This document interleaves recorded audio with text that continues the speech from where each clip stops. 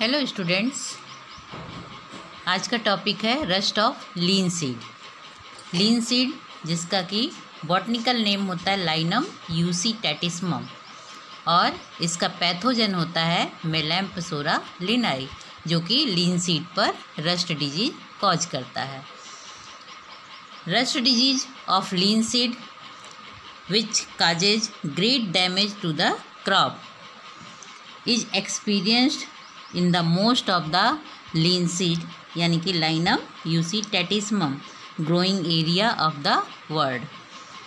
ये लीन seed disease जो होती है, लीन सीड पर जो रस्ट डिजीज आती है, ये जो है क्रॉप को बहुत ज़्यादा डैमेज करती है। और ये लीन सीड जो कि बहुत ही मोस्ट इम्पॉर्टेंट जो होता है सीरियल्स है, और ये जो है ग्रोइंग एरिया पूरे वर्ल्ड में जो है इसको कल्टीवेट किया जाता है।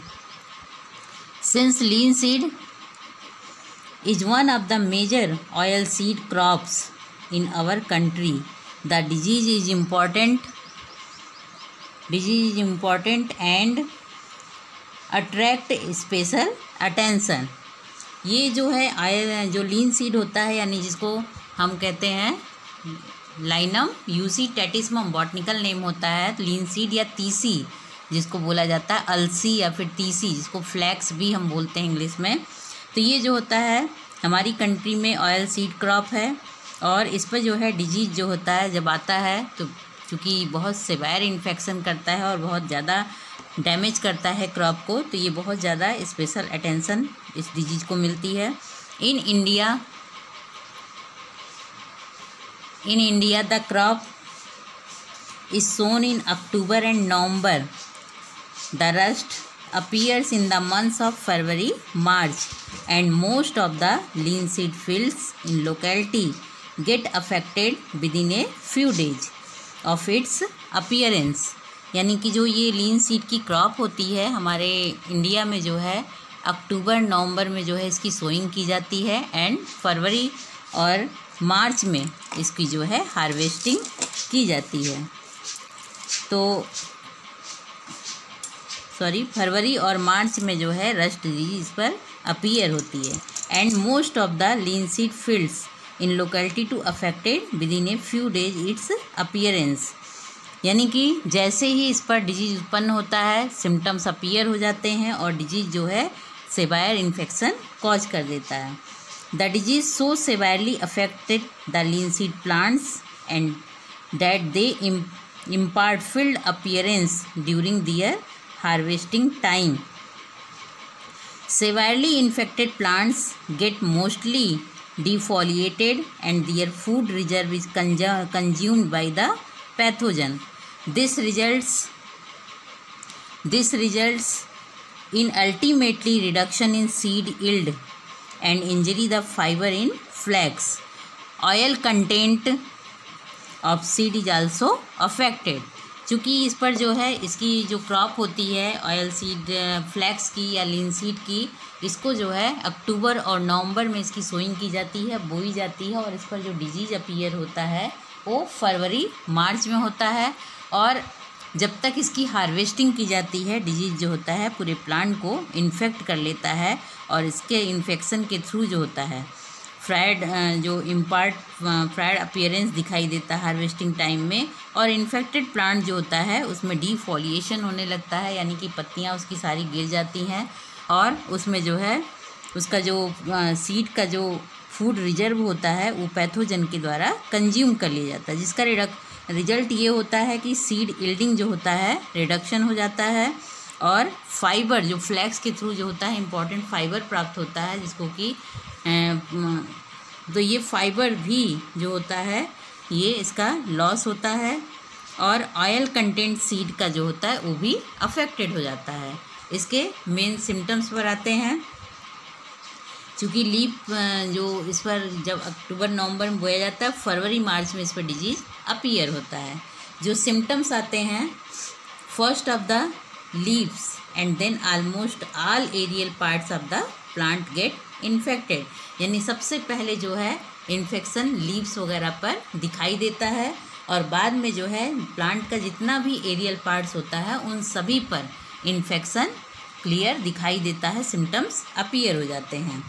तो the infected parts possesses large orange yellow coloured uredopustules, जिसको हम यूरिडिया या यूरिडोसोराई कह सकते हैं, which impart very conspicuous appearance to the infected plants in the field. ये पत्तियों पर जो है, इस पर लीफ पर जो है, इस पर येलो ऑरेंज कलर के जो है स्पॉटेड एरिया जो है दिखाई देने लगते हैं यहाँ पर इस तरह से पत्तियों पर।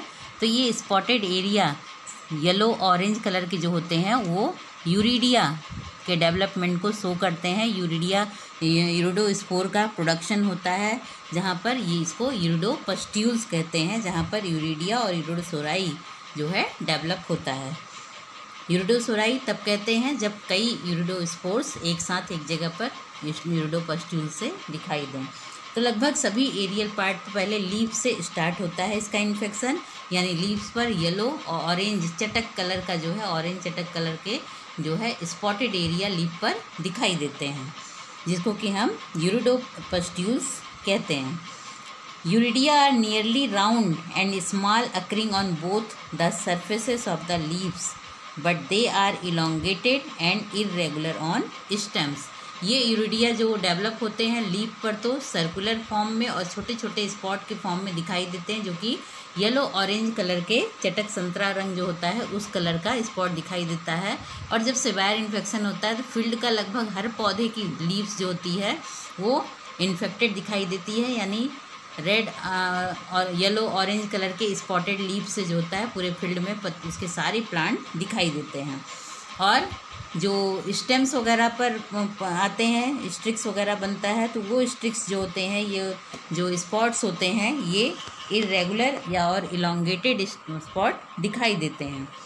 जब heavily infected leaves start showing necrosis which later on result in their premature death, उसके बाद क्या होता है कि लीव्स जो होती हैं धीरे धीरे जो होती हैं, जहाँ पर येलो और ऑरेंज कलर के पस्ट्यूल्स दिखाई देते हैं, ये येलो ऑरेंज पस्ट्यूल्स पूरी लीफ पर, पूरे एरियल पार्ट पर धीरे धीरे फिर फैल जाते हैं।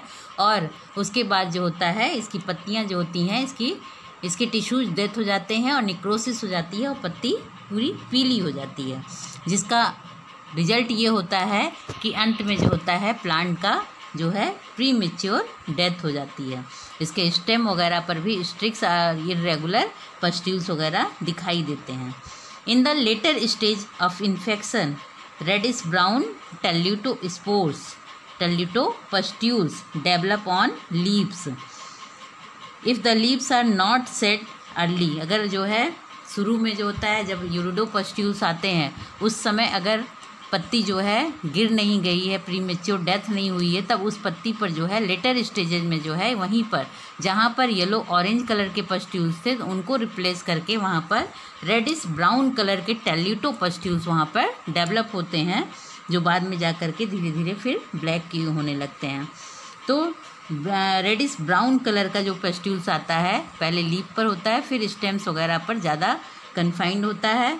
तो ये जो होते हैं टेल्यूटोपस्ट्यूल्स, यानी वहाँ पर टीलिया और टीलियोसोराई के डेवलपमेंट को शो करते हैं as a result of their premature death and commonly on stem. ज़्यादातर लीफ तो जो है यूरिडोपस्ट्यूल्स जब आते हैं तभी जो है ये इन्फेक्शन की वजह से ज़्यादातर लीव्स जो होती हैं निक्रोसिस की प्रोसेस द्वारा डेथ हो जाती हैं और ख़त्म हो जाती हैं। तो टेल्यूटोस्पोर जो है ज़्यादा कन्फाइंड या ज़्यादा जो है कॉमनली जो है स्टेम पर दिखाई देते हैं और स्टेम पर जो है रेडिश ब्राउन कलर के स्पॉटेड एरिया दिखाई देते हैं। Often surrounded by the reddish brown teleutopustules or the orange yellow uredopustules. जो है रेडिश ब्राउन कलर के टेल्यूटोस्पोर्स जो होते हैं वो यूरिडोपस्ट्यूल्स के थ्रू जो होता है घिरे हुए भी दिखाई देते हैं। Generally the uredia break the epidermis and its contents, यानी uredospores and paraphyses project out on the host surface, but the telia fail in doing so and it content teleutospores remain covered subepidermal appearing glassy, यानी कि जो leaf पर symptoms आते हैं जो कि यूरिडोपस्ट्यूल्स को ज़्यादातर शो करते हैं, और स्टेम पर जो पस्ट्यूल्स होते हैं ज़्यादातर वो टेल्यूटोपस्ट्यूल्स होते हैं, यानी कि टीलिया का डेवलपमेंट टीलियो या टेल्यूटोस्पोर का डेवलपमेंट स्टेम पर होता है। तो यूरिडोस्पोर्स जो होते हैं, जब बहुत अधिक मात्रा में यूरिडोस्पोर्स लीफ के एपिडर्मिस वगैरह के नीचे जो है इकट्ठा होकर के वहाँ पर यूरिडोस्पोर्स और पैराफाइसिस जब बहुत अधिक मात्रा में प्रोड्यूस होने लगती है तो होस्ट की एपिडर्मिस लेयर जो होती है रप्चर हो जाती है, जिससे कि ऊपर सिम्टम्स दिखाई देने लगते हैं। बट जो टेल्यूटोपस्ट्यूल्स होते हैं और जो यूरिडोस्पोर्स होते हैं वो जो है एपिडर्मिस रप्चर होने के बाद ऊपर की लेयर में सबसे बाहर की ओर दिखाई देने लगते हैं। पर जो टेल्यूटोस्पोर्स होते हैं ये कंटेंट जो होते हैं सब एपिडर्मल होते हैं, यानी कि एपिडर्मिस के नीचे जो होते हैं कवर्ड होते हैं, और जब एपिडर्मिस को जब हम हटाएंगे तभी जो है उनका अपीयरेंस दिखाई देता है। तो वो एपिडर्मिस के नीचे जो होता है टेल्यूटोस्पोर्स कन्फाइंड होते हैं। ये इनका जो है सिम्टम्स है, यानी सिम्टम्स जो सबसे पहले दिखाई देता है लीफ पर दिखाई देता है, फरवरी मार्च में आता है। और फरवरी मार्च में जब सिम्टम्स आता है तो उस समय पूरी पत्तियाँ जो होती हैं सबसे पहले पत्तियाँ ही इन्फेक्टेड होती हैं, पत्तियों पर ऑरेंज येलो कलर का जो है स्मॉल राउंडेड स्पॉट जो है लगभग प्लांट की सभी पत्तियों पर और फील्ड की लगभग सभी पत्तियों पर, चूँकि सेवायर इन्फेक्शन होता है फील्ड की सभी क्रॉप की सभी पत्तियों पर जो है ये यूरिडोपस्ट्यूल्स दिखाई देते हैं ऑरेंज चटक ऑरेंज कलर के, और पूरा का पूरा खेत ऐसा लगता है ऑरेंज कलर के उससे भर गया है। और बाद में जो है ये लीव्स जो होती है निक्रोसिस की प्रोसेस के बाद जो होती हैं अंत में जो होता है प्री मेच्योर डेथ हो जाती है और पत्तियाँ गिर जाती हैं उससे टूट करके। और टेल्यूटोपस्ट्यूल्स जो होते हैं अगर लीफ जो होती है गिरी नहीं होती है तो लेटर स्टेजेज में टेल्यूटोपस्ट्यूल्स भी इन्हीं लीव्स पर डार्क ब्राउन कलर का जो है पस्ट्यूल्स इरेगुलर और इलोंगेटेड स्पॉट्स दिखाई देता है, जो कि स्टेम पर ज़्यादा क्लियर दिखाई देता है, क्योंकि स्टेम पर जो होता है टेल्यूटोस्पोर्स जो होते हैं कॉमनली ग्रो करते हैं। तो टेल्यूटोपस्ट्यूल्स जो है प्रोड्यूस होते हैं मेनली स्टेम्स वगैरह पर, और ये जो होते हैं इलोंगेटेड और इरेगुलर शेप में स्पॉटेड एरिया फॉर्म करते हैं जो कि रेडिश ब्राउन कलर का होता है। और यूरिडोपस्ट्यूल्स जो होते हैं एपिडर्मल लेयर के नीचे होते हैं। जब एपिडर्मल लेयर यूरिडोपस्ट्यूल्स के बनने से यूरिडोस्पोर्स के फॉर्म होने से जो है प्रेशर पड़ने से जो है रप्चर हो जाती है और यूरिडोपस्ट्यूल्स बाहर की ओर दिखने लगते हैं। और लेकिन टेल्यूटोस्पोर्स जो होते हैं वो एपिडर्मिस को रप्चर नहीं कर पाते हैं और सब एपिडर्मल लेयर में जो है वो ग्लासी अपीयरेंस में पड़े रहते हैं। इसके बाद आते हैं इसके रस्ट ऑफ लीन सीड का पैथोजन या कॉजल ऑर्गेनिज्म जो है मेलैम्पसोरा लिनाई होता है, और इसका जो है क्लासिफिकेशन होता है किंगडम फंजाई या माइकोटा। चूँकि ट्रू फंजाई होता है, फंगस होता है, इसलिए माइकोटा में रखते हैं। डिवीजन यू माइकोटा क्योंकि ट्रू फंजाई होता है। सब डिवीजन बेसिडियो माइकोटिना क्योंकि इसमें जो होते हैं स्पोर्स बनते हैं, बेसिडियो स्पोर्स वगैरह फॉर्म होते हैं।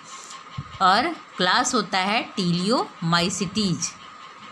ऑर्डर होता है यूरिडिनेल्स क्योंकि इसमें यूरिडियो स्पोर्स टेल्यूटो स्पोर्स वगैरह फॉर्म होते हैं। फैमिली होती है मेलैम्पसोरेसी और जीनस होता है मेलैम्पसोरा लिनाई।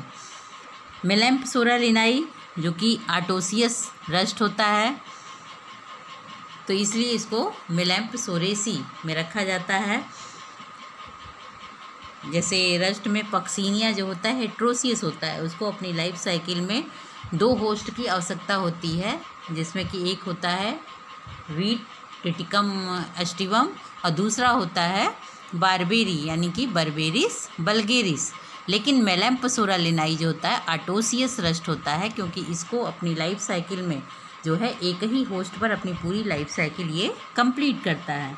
तो जो इसका काजल ऑर्गेनिज्म है मेलैम्पसोरा लिनाई आटोसियस रस्ट होता है, और इस पर जो है सभी यानी कि 4 स्टेजेज होते हैं जो कि यूरिडियो स्पोर, टेल्यूटो स्पोर, पिक्निडियोस्पोर, एसियोस्पोर। तो इसमें जो है जैसे कि पक्सीनिया में यूरिडोस्पोर, टेल्यूटोस्पोर, बेसिडियोस्पोर और पिक्निडियोस्पोर और एसियोस्पोर होता है। 5 तरह के स्पोर पाए जाते हैं। इसी तरह से इसमें जो होते हैं मेलैम्पसोरालिनाई में 4 तरह के स्पोर्स होते हैं, जो कि यूरिडोस्पोर, टेल्यूटोस्पोर, पिक्निडियोस्पोर और एसियोस्पोर, जो कि सभी जो हैं चारों स्टेज जो है इसकी लीन सीड प्लांट पर दिखाई देती है, यानी कि पिक्नियल, एशियल, यूरिडियल एंड टीलियल। तो ये चारों स्टेज जो हैं मेलैम्पसोरा में दिखाई देते हैं। However, the picknial or acial stages, the fungus have not been observed in India. लेकिन अलसी के प्लांट पर यानी लीन सीड प्लांट पर चूँकि ये चारों स्टेज होती हैं, पर इंडिया में जो है यहाँ पर पिक्नियल और एसियल स्टेज जो है लीन सीड पर नहीं दिखाई देती है। The disease is a concern of only uredial and telial stage. जो इंडिया में दिखाई देता है वो सिर्फ 2 स्टेज दिखाई देती है, यूरिडियल स्टेज और टीलियल स्टेज। यहाँ पर पिक्निडियल और एसियल स्टेज नहीं दिखाई देती है। लेकिन लिनसीड प्लांट पर ये चारों स्टेजेज पिक्नियल, एसियल, यूरिडियल एंड टीलियल ये चारों स्टेज होती हैं। और in this country the disease concern of only uredial and telial stage. यहाँ पर हमारे यहाँ सिर्फ यूरिडियोस्पोर और टेल्यूटोस्पोर स्टेज ही केवल कन्फाइंड होता है। तो इसमें अब दोनों स्पोर को फिगर के थ्रू बताएंगे। यहाँ पर जो इसका माइसीलियम होता है, मेलैम्पसोरालिनाई का जो माइसीलियम होता है फंगल पैथोजन का, तो ये माइसीलियम जो होता है सेप्टेट होता है, सेप्टेट होता है, ब्रांच होता है और डाई कैरियोटिक होता है। प्रत्येक सेल जो होती है इसकी डाई कैरियोटिक होती है, यानी कि 2 न्यूक्लियस प्रत्येक सेल में, इसके प्रत्येक उसमें माइसीलियम की प्रत्येक सेल में 2-2 न्यूक्लियस प्रेजेंट रहते हैं। सब एपिडर्मल होते हैं और इंटर सेलुलर होते हैं। एपिडर्मिस के ठीक नीचे पाए जाते हैं और इंटर सेलुलर स्पेसेस में पाए जाते हैं। इसका माइसीलियम इंट्रासेलुलर नहीं होता है। और फर्स्ट जो है यूरिडिया जो होता है यूरिडोपस्ट्यूल्स से फॉर्म होते हैं और बाद में जो होते हैं टीलिया जो है टेल्यूटोपस्ट्यूल्स से फॉर्म होते हैं। तो फंगस पैथोजन का माइसीलियम जो होता है सेप्टेट, ब्रांच, डाइकैरियोटिक, सब एपिडर्मल एंड इंटर सेलुलर होता है। और सबसे पहले यूरिडोपस्ट्यूल से यूरिडिया और बाद में जो है टेल्यूटोपस्ट्यूल से टीलिया जो है प्रोड्यूस होते हैं। सबसे पहले यूरिडिया, ये फिगर है यूरिडोपस्ट्यूल्स यूरिडोस्पोर्स का। तो यूरिडिया जो होते हैं जिसको हम यूरिडोस्पोर्स भी कह सकते हैं, सिंगुलर में यूरिडियम भी कह सकते हैं। तो ये जो होते हैं ऑरेंज येलो कलर के, जो है ऑरेंज येलो कलर्ड, स्कैटर्ड और in groups, usually rounded on leaves but elongated on the stem. जो राउंडेड होते हैं वो जो होते हैं लीव्स पर होते हैं और जो इलोंगेटेड टाइप के होते हैं वो स्टेम पर पाए जाते हैं। तो यूरिडोस्पोर्स 2 तरह के होते हैं, राउंडेड भी होते हैं, इलोंगेटेड भी होते हैं। तो इलोंगेटेड जो होते हैं वो स्टेम पर होते हैं और जो राउंडेड होते हैं वो जो है लीव्स पर होते हैं। ये जो है इसी के साथ साथ पैराफाइसिस भी इसमें डेवलप होते हैं बीच बीच में इसके, जो ये जो है यूरिडोस्पोर्स को प्रोटेक्ट करने का काम करते हैं। तो इनकी प्रत्येक माइसीलियम की प्रत्येक सेल जो होती है डाई कैरियोटिक होती है और इसके बीच बीच में पैराफाइसिस भी ग्रो करते हैं। तो यूरिडोस्पोर्स जो होते हैं ऑरेंज येलो कलर के होते हैं, स्कैटर्ड होते हैं, कभी कभी ग्रुप में भी वियर करते हैं और लीव्स में राउंडेड होते हैं और स्टेम में जो है इलोंगेटेड टाइप्स के होते हैं। और in each uredium contains uredospores and paraphyses. जो यूरिडिया से यूरिडोस्पोर्स होते हैं और जो इसके साथ साथ पैराफाइसिस भी इससे निकलते हैं। जो पैराफाइसिस जो होते हैं इसको प्रोटेक्ट करते हैं। यूरिडोस्पोर्स जो होते हैं वो बाई न्यूक्लिएट होते हैं। यहाँ फिगर में देखिए यूरिडोस्पोर्स ये हैं यूरिडोस्पोर्स जो कि बाई न्यूक्लिएट होते हैं, ओवेट होते हैं और फाइन वार्ट और इनडिस्टिंक्ट जर्म पोर्स के द्वारा जो होता है इनवॉल्व से इनकी मेजरिंग जो होती है इसको कह सकते हैं 15 से ले करके ये 25 इंटू 13 इंटू 18 माइक्रोन तक जो है मेजर इनको किया गया है। तो ये uredospore they are borne on the tip of long multicellular sporophores. तो ये जो मल्टी सेलुलर स्पोरोफोर्स होते हैं जिसकी प्रत्येक सेल जो होती है डाई कैरियोटिक होती है, उनसे जो होते हैं ये उनके टिप पर जो होते हैं लॉन्ग मल्टी सेलुलर स्पोरोफोर्स पर बियर होते हैं। और पैराफाइसिस जो होते हैं वो इंटरमिंगल्ड होते हैं, यानी कि यूरिडिया यूरिडोस्पोर्स के बीच बीच में जो है पैराफाइसिस ग्रो करते हैं स्पोरोफोर के साथ साथ, और ये जो होते हैं कैपिटेट स्ट्रक्चर में पाए जाते हैं। तो यूरिडोस्पोर का फिगर क्लियर हो गया, क्योंकि यूरिडोस्पोर जो होते हैं राउंडेड या फिर इलॉन्गेटेड होते हैं। प्रत्येक जो है यूरिडोस्पोर जो है बाइन्यूक्लिएट होते हैं, और ये जो हैं बाइन्यूक्लिएट ओवेट होते हैं। फाइन वाट इन पर दिखाई देता है। जर्म पोर्स इनकी वाल से रप्चर होकर के इनके बीच जर्म पोर होते हैं इनकी वाल में, जिससे कि ये जर्मिनेशन जब करते हैं तो वहीं से जर्म ट्यूब निकाल करके वहाँ से जर्मिनेशन स्टार्ट करते हैं। और इनके जो स्पोरोफोर होता है उनके टिप पर ये बियर होते हैं, स्पोरोफोर के टिप पर, यानी जिसको हम यूरिडिया कहते हैं। यूरिडिया से यूरिडोस्पोर्स बियर होते हैं। और इनके बीच बीच में मिक्स रहता है कैपिटेट टाइप का पैराफाइसिस, जो कि स्टाइल स्ट्रक्चर होता है, बट ये इसको यूरिडिया और यूरिडोस्पोर को प्रोटेक्ट करने के लिए होता है। नेक्स्ट फिगर है टेल्यूटोस्पोर्स का। यहाँ पे टीलिया जो होते हैं वो टीलियम जो होते हैं प्रोड्यूस्ड होते हैं एंड ऑफ द सीजन, जब पूरी तरह से लास्ट सीजन में पहुँचता है, यानी कि हार्वेस्टिंग के समय से थोड़ा पहले। तो ये जो है एंड ऑफ द सीजन जो होता है ग्रोइंग सीजन के एंड में बिल्कुल टेल्यूटोपस्ट्यूल्स कॉज होते हैं, और टेल्यूटोपस्ट्यूल से जो है टीलिया अपीयर होते हैं। ये टीलिया जो होते हैं इलॉन्गेटेड और इर्रेगुलर होते हैं। इलॉन्गेटेड होते हैं, रेडिश ब्राउन कलर के ये पाए जाते हैं। Mostly form in the stem, सभी जो हैं स्टेम में ज़्यादा कन्फाइंड होते हैं। और जब लीव्स अगर पहले से अफेक्टेड होकर गिर नहीं जाती है, अगर पहले ही सेड ऑफ हो गई तब तो नहीं, लेकिन अगर लीव्स लास्ट तक बनी हुई है तो उस पर भी टेल्यूटोस्पोर जो होते हैं वहाँ पर ग्रो करते हैं। तो इन यूरिडिया जो होते हैं यहाँ पर एपिडर्मिस ब्रेक करके जो होते हैं यूरिडोस्पोर्स और पैराफाइसिस जो है होस्ट सरफेस से बाहर आ जाते हैं। होस्ट की जो आउटर लेयर होती है एपिडर्मिस होती है उसको रप्चर करके बाहर हो जाते हैं। पर जो टीलिया होते हैं वो जो है एपिडर्मिस को ब्रेक नहीं कर पाते हैं और टेल्यूटोस्पोर सब एपिडर्मल लेयर में रहते हैं, जो कि ग्लासी अपीयरेंस शो करते हैं। तो टेल्यूटोस्पोर्स जो होते हैं वो सेसाइल होते हैं, क्योंकि इनमें कोई भी स्टॉक नहीं होता है टेल्यूटोस्पोर में, जिसको कहेंगे सेसाइल। और सिलेंड्रिकल फॉर्म में दिखाई देते हैं टेल्यूटोस्पोर्स।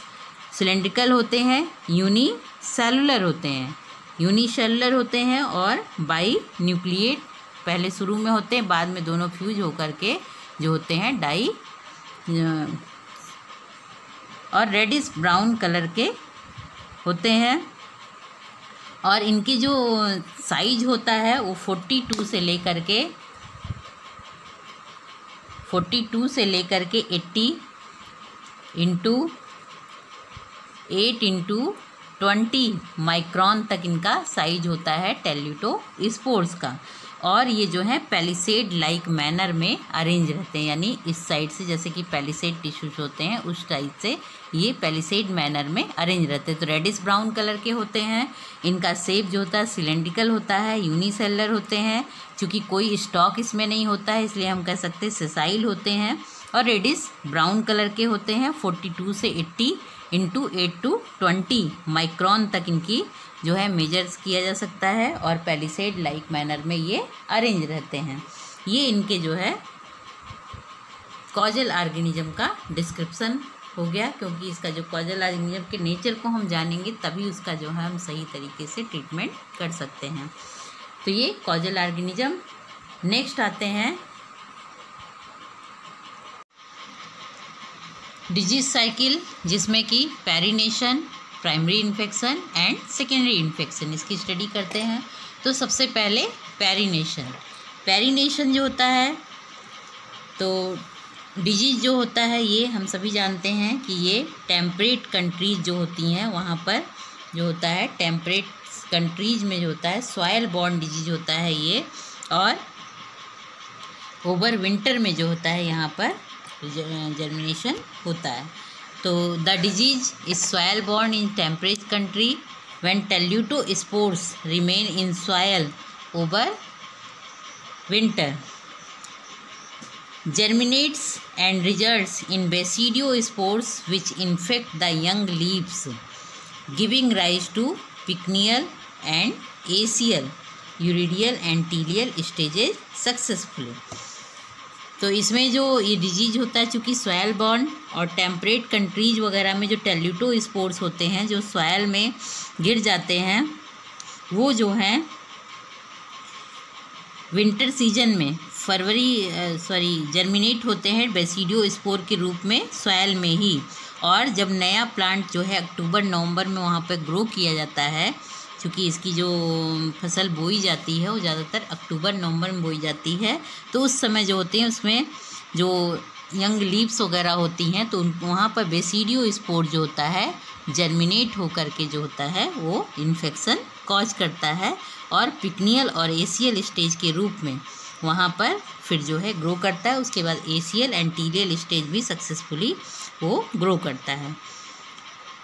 बट द ट्रॉपिकल कंट्रीज, ये तो टेम्परेट कंट्रीज में, but tropical countries particular in our country, here the linseed is a winter crop sown in October November and harvested in March April.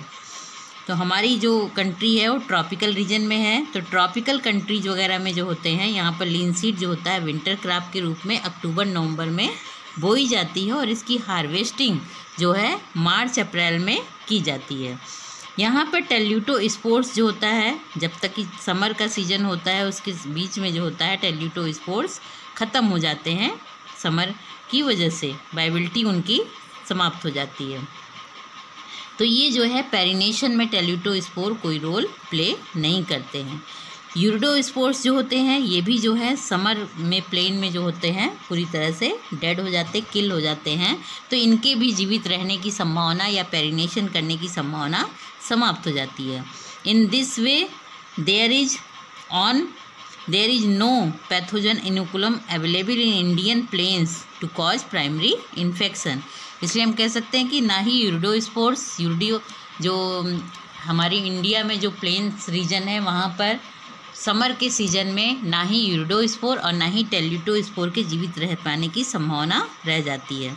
तो pathogen का कोई भी इनोकुलम इंडियन प्लेन्स वगैरह में primary infection cause करने में इनका रोल नहीं पाया जाता है।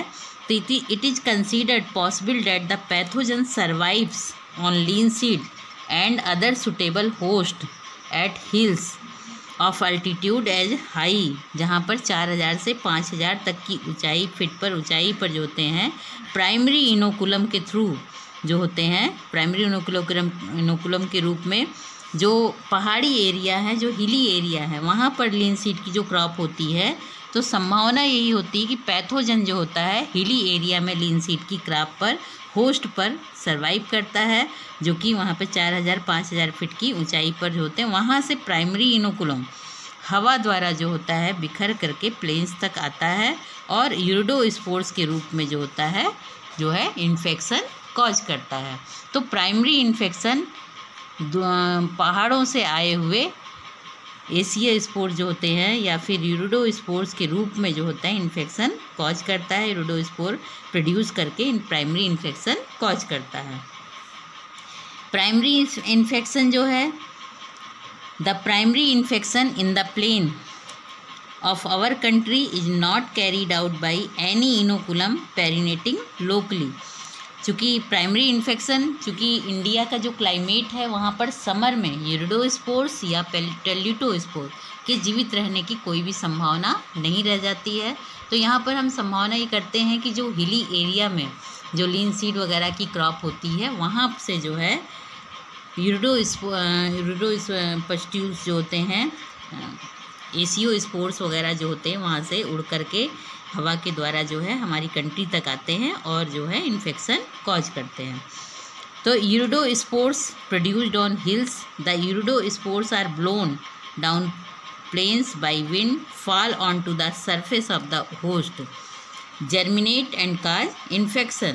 तो जो हिली एरिया पर जो यूरिडोस्पोर्स होते हैं वो हवा द्वारा बिखर करके जब इंडिया के प्लेन तक आते हैं तो ये हवा द्वारा जो होते हैं होस्ट की सरफेस तक पहुंचते हैं, वहाँ पे जर्मिनेट होते हैं और इन्फेक्शन कॉज करते हैं।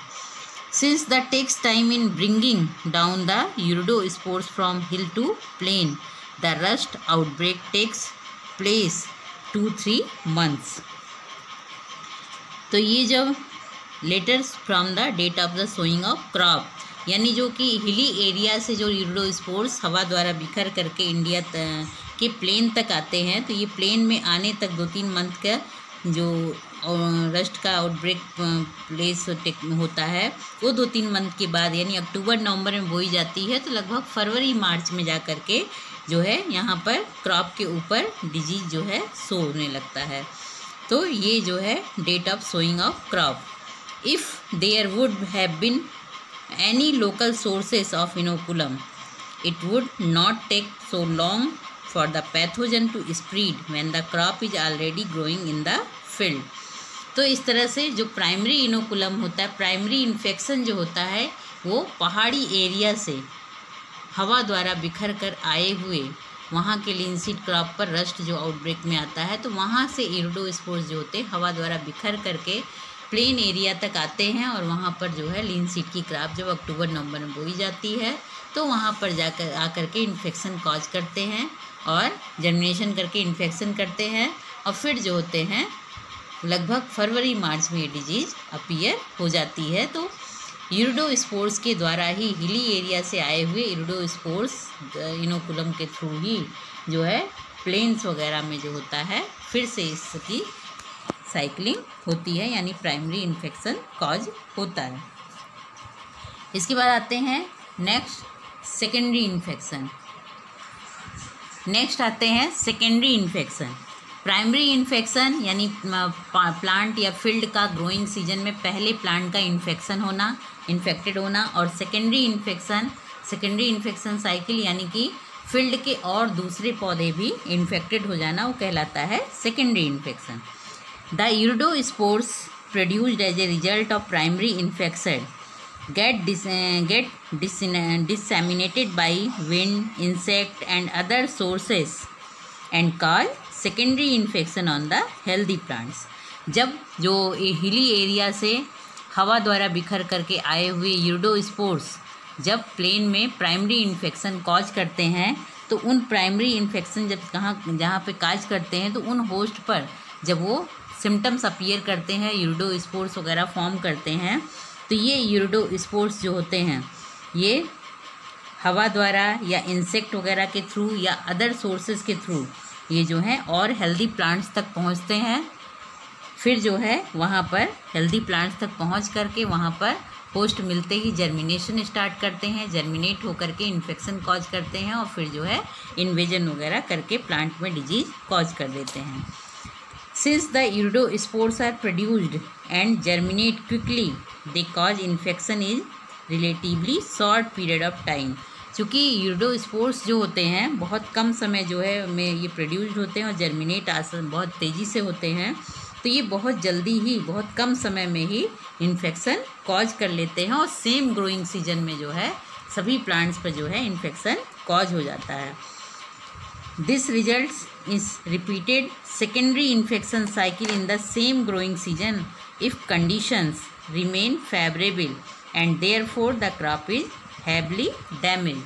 चूँकि यूरिडोस्पोर्स जो होते हैं बहुत जल्दी प्रोड्यूस होते हैं, बहुत तेज़ी से जो है ये इन्फेक्शन कॉज करते हैं, तो जब फील्ड का कोई एक प्लांट जब इन्फेक्टेड हो जाता है तो इन्फेक्शन के बाद जब वहाँ पर होस्ट एपिडर्मिस के नीचे यूरिडोस्पोर्स वगैरह फॉर्म होने लगते हैं, तो ये यूरिडोस्पोर्स एपिडर्मिस के रप्चर होते ही बाहर दिखाई देने लगते हैं, होस्ट सरफेस पर दिखाई देने लगते हैं, जो कि सिम्टम्स के रूप में दिखाई देता है। तो ये इरिडोस्पोर्स जो होते हैं फिर हवा द्वारा, इंसेक्ट द्वारा या और किसी एजेंसी के थ्रू उड़ करके या इंसेक्ट वगैरह के थ्रू दूसरे होस्ट सरफेस यानी जो हेल्दी प्लांट्स है वहाँ तक पहुँच जाते हैं। वहाँ पहुँच करके बहुत तेज़ी से जो है जर्मिनेशन स्टार्ट करते हैं और जर्मिनेट होकर के नया हाइफी डेवलप कर लेते हैं, जिससे कि उसमें भी healthy plants same growing season में जो है सभी प्लांट फील्ड के सभी प्लांट जो हैं इन्फेक्टेड हो जाते हैं, आसपास के फील्ड भी उससे इन्फेक्टेड डिजीज द्वारा हो जाते हैं। तो और अगर कंडीशन फेवरेबल रहा, क्लाइमेटिक कंडीशन अगर फेवरेबल रहा, एनवायरमेंटल कंडीशन फेवरेबल रहा, तो ये जो है पूरी की पूरी फील्ड की क्रॉप या आसपास के फील्ड या एरिया का पूरा जो है पूरे एरिया के क्रॉप जो होते हैं हैवली डैमेज हो जाते हैं।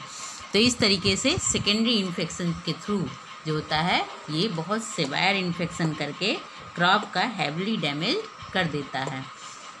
इसके बाद आते हैं इसकी प्रीडिस्पोजिंग फैक्टर। कौन कौन से ऐसे फैक्टर होते हैं जिसके द्वारा कि डिजीज़ इंक्रीज होती है, डिजीज़ को मैनिफेस्ट होने में हेल्प मिलती है।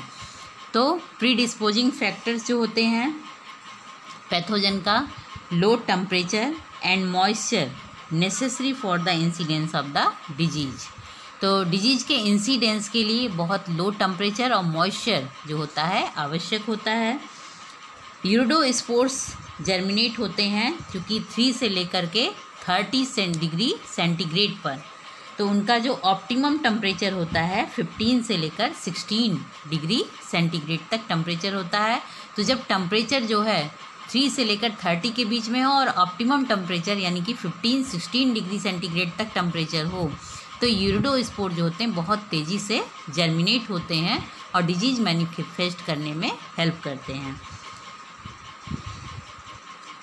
The uredospores start germination within a short period at 1.5 hour if a film of water is available on the host surface।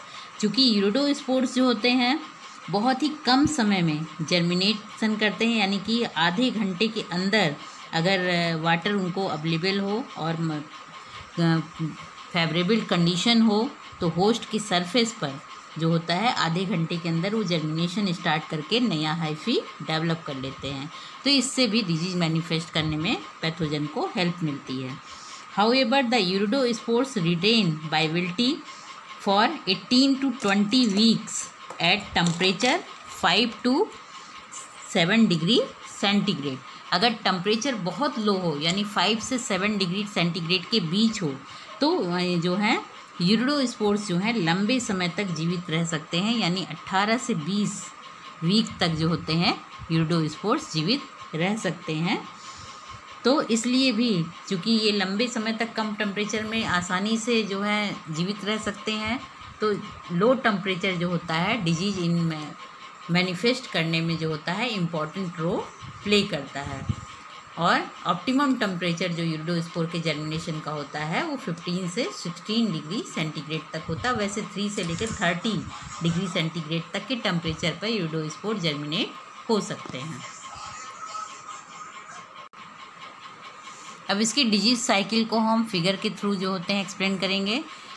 क्योंकि इंडियन क्लाइमेटिक कंडीशन जो होता है यहाँ पर समर सीजन में टेम्परेचर बहुत ज़्यादा हाई होता है, जिसकी वजह से हिल मतलब इंडिया में या टेम्परेट कंट्री जो हैं जितने भी हैं वहाँ पर यूरिडोस्पोर और टेल्यूटोस्पोर के समर सीजन में जीवित रहने की संभावना बिल्कुल भी नहीं होती है, और इनके सॉयल में भी ये जीवित नहीं रह पाते हैं उस समय, क्योंकि समर सीजन में टेम्परेचर बहुत ज़्यादा हाई होता है। उस टेम्परेचर पर यूरिडोस्पोर और टेल्यूटोस्पोर किल हो जाते हैं।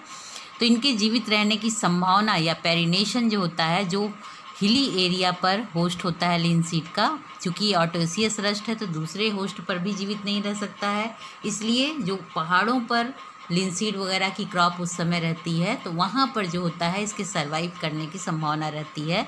तो वहाँ हिली एरिया पर जब रस्ट का आउटब्रेक होता है तो वहाँ से यूरिडोस्पोर्स हवा वगैरह के थ्रू उड़ करके पहाड़ प्लेन तक आता है, इंडियन प्लेन तक, जबकि यहाँ अक्टूबर नवंबर में फसल बोई जाती है। उसके बाद जो होता है 2-3 मंथ के अंदर ही जो होता है यूरिडोस्पोर्स यहाँ पर हवा द्वारा उड़कर आता है इंडियन प्लेन तक, और यहाँ पर आकर के डॉर्मेंट फेज में चूँकि यूरिडोस्पोर्स ही होते हैं, तो ये यूरिडोस्पोर्स हिली एरिया से आकर के प्लेन की फसल, जो प्लेन में फसल होती है जो अक्टूबर नवंबर में बोई जाती है, वहाँ पर वो प्राइमरी इन्फेक्शन कॉज करते हैं। ये यूरिडोस्पोर्स जो हवा द्वारा उड़ करके आते हैं और होस्ट की सरफेस पर गिरते हैं, और गिरने के बाद वहाँ पर जर्म ट्यूब बना करके जर्मिनेशन स्टार्ट करते हैं, जर्म ट्यूब फॉर्म करते हैं और होस्ट में इन्फेक्शन कॉज करके सिम्टम्स अपीयर हो जाते हैं, यानी डिजीज़ मैनिफेस्ट हो जाती है। और लेटर सीजन में ये टेल्यूटोस्पोर्स जो होते हैं प्रोड्यूस होने लगते हैं, क्योंकि ये जो होते हैं पेरिनेशन करने में असमर्थ होते हैं टेल्यूटोस्पोर्स। तो ये प्राइमरी इन्फेक्शन हो गया। और सेकेंडरी इन्फेक्शन जो होता है जब होस्ट पर इन्फेक्शन अपीयर हो जाता है, जब होस्ट जो होता है उसमें इन्फेक्शन के बाद वहाँ पर रिप्रोडक्शन करता है तो यूरिडोस्पोर्स वगैरह फॉर्म करने लगता है। तो ये यूरिडोस्पोर्स हवा द्वारा, इंसेक्ट द्वारा या और अदर एजेंसी के थ्रू जो होता है उड़ करके दूसरे फील्ड के दूसरे प्लांट, हेल्दी प्लांट तक पहुंचता है, होस्ट सरफेस तक, और होस्ट सरफेस तक पहुंच करके वहां जर्मिनेशन स्टार्ट करता है, और जर्मिनेशन स्टार्ट करके जर्म ट्यूब फॉर्म करता है। चूँकि यूरिडोस्पोर्स जो होता है बहुत तेज़ी से, बहुत जल्दी जर्मिनेशन करता है, तो सेम ग्रोइंग सीजन में जर्मिनेशन स्टार्ट करके जर्म ट्यूब बनाता है, और दूसरे जितने भी फील्ड के क्रॉप होते हैं, जितने भी फील्ड के प्लांट होते हैं, सब पर इन्फेक्शन कॉज कर लेता है। तो इस तरह से सेकेंडरी इन्फेक्शन साइकिल चलती है। तो ये हो गई disease cycle rust of linseed की, यानी मेलैम्पसोरा लिनाई की। इसके बाद आते हैं इसका मैनेजमेंट। मैनेजमेंट जो है यानी डिजीज कंट्रोल कैसे करेंगे, तो इसका सबसे अधिक कंट्रोल तो हम कह सकते हैं जो बेस्ट मेथड होता है कंट्रोल करने का, जो बेस्ट मेथड होता है वो होता है रेजिस्टेंट वैरायटी को ग्रो करना। क्योंकि अगर होस्ट ससेप्टेबल नहीं होगा तो डिजीज कॉज ही नहीं होगी, क्योंकि डिजीज को कॉज होने के लिए